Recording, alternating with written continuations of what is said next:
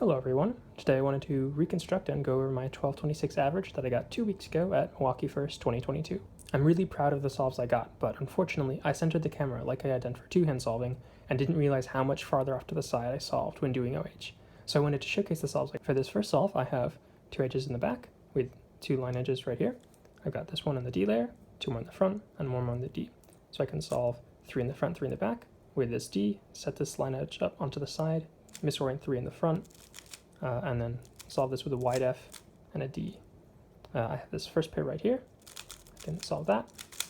And then this orange-green pair. And then this blue-red pair. And then undo some moves to find this red-green. And then AUF to recognize this soon case. This is diag. These are the same. These are opposite. Here's a bar. And then that's an opposite set. So we can solve that. That's it.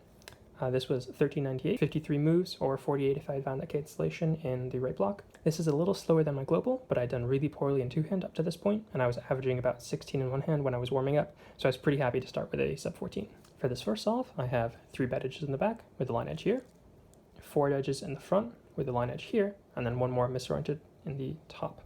So from here, I can do a F as a D to place this line edge in the D layer while solving the four in the front, then an F and a wide R to place four edges in the back. I rotate back, do a U, rotate, and then preserve this pair with an R before solving my line edge with a D. Now I can go straight into this pair, and then into this one. I solve blue-red, and then insert this last corner. I now have an L perm, which I execute like this. Solve was 1179, 49 moves, 4.15 TPS. This is my first official sub 12. I DNF'd an 11.6 at an earlier comp this January, so I was very happy to break that barrier. This was obviously a very easy ZBLL case. I'd like to get to the point where I'm comfortable enough with swag-L. They don't have to rotate to do UZ moves, but my hand did what I thought was fastest in the moment, and I won't be questioning that for right now.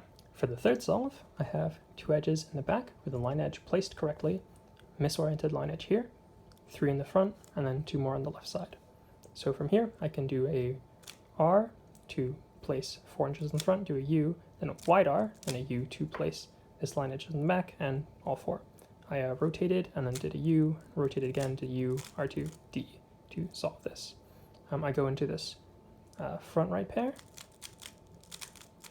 and then instead of staying in this orientation to solve it, I rotate back and solve it from the back.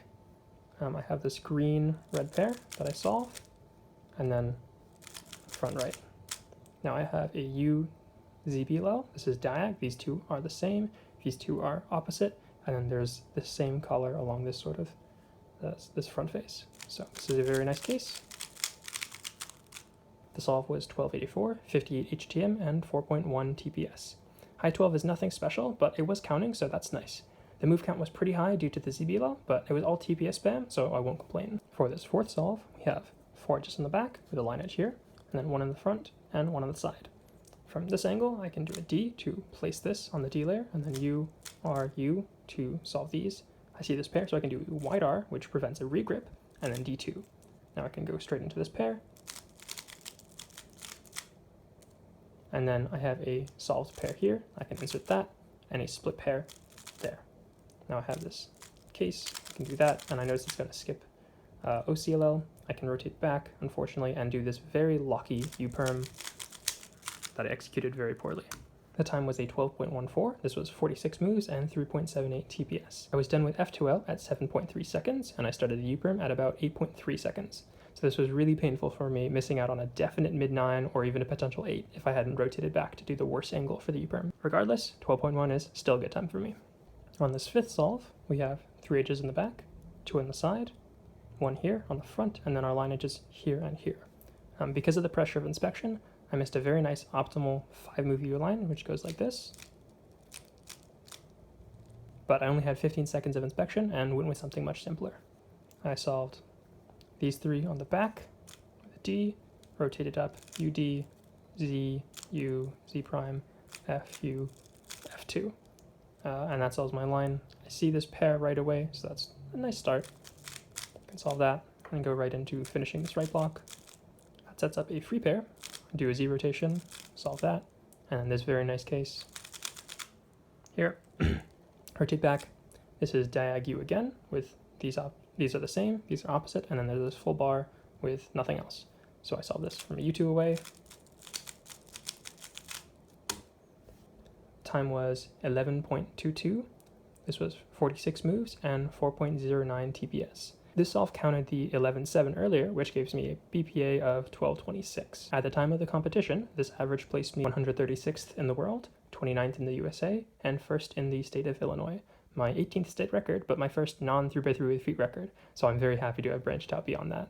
For my method, this places me as the second fastest OHG-zer ever, behind only Simon Califer, who has an 11.1 average from 2019 and had the likes of Phil Yu, Andrew Nathanson of Colorful Pockets, Andy Huang, and Dale Palmares, to drop a few names.